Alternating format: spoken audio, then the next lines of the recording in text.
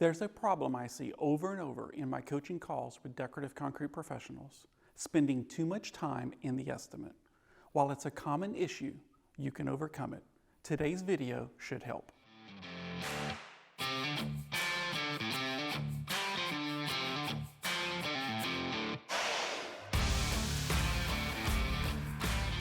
My name is Nezat with Decorative Concrete Engine, where we offer business building tips designed to help you launch and propel your decorative concrete business forward. In this video, I'm going to share 3 traps to avoid in your estimate appointments.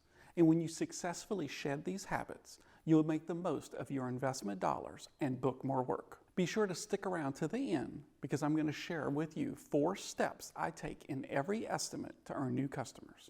And keep your eye out for the check engine light. These are bonus tips to keep your decorative concrete engine running smoothly. Let's jump into it. You shouldn't spend more than about 45 minutes with a new customer on a face-to-face estimate appointment. The guys and gals that I coach who spend more than that have a closing ratio below 25%, and in some cases, even in the teens.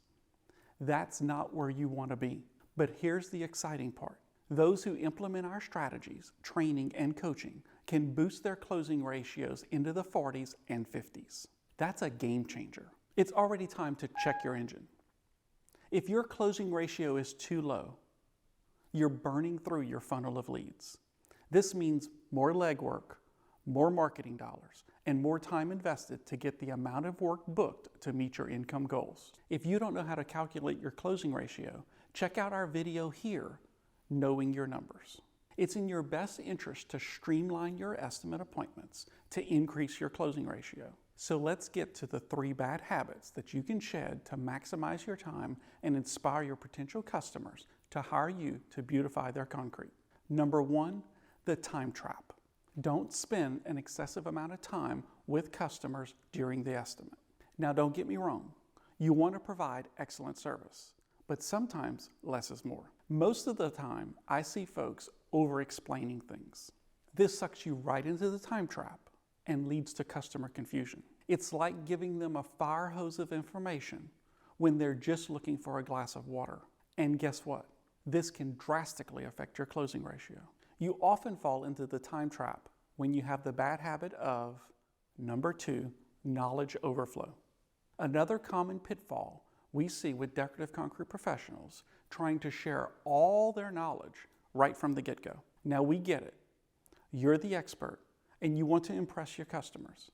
But remember, it's better to listen and ask the right questions. Instead of overwhelming your customers with everything you know, focus on solving their concerns, problems, and desires. Be their guide, not their encyclopedia. Number 3, too many options. It's easy to fall into the trap of thinking more choices are better, but that's not always the case. When you show a customer an overwhelming array of products or color schemes, you might think you're giving them options, but in reality, you're making it harder for them to make a decision. So now you know what you should avoid, but what should you do instead?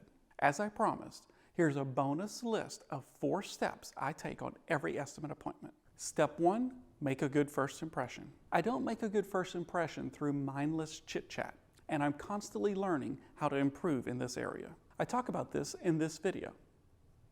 Step 2, determine your customer's needs while reviewing the project area. What is your customer looking for? I go over some great questions to ask in this video.